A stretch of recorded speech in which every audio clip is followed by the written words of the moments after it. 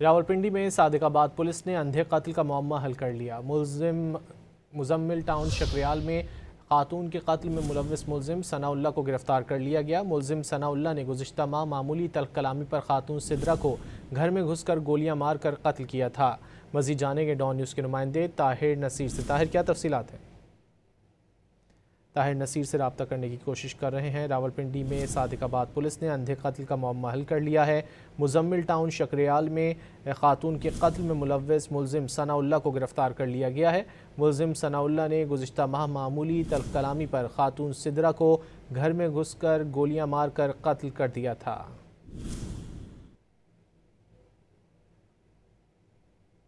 रावलपिंडी में सादिकाबाद पुलिस ने अंधे कत्ल का मामला हल कर लिया है।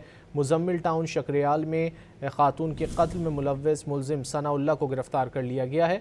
मुलजिम सनाउल्लाह ने गुज़िश्ता माह मामूली तल्ख कलामी पर खातून सिद्रा को घर में घुसकर गोलियां मारकर कत्ल कर दिया था।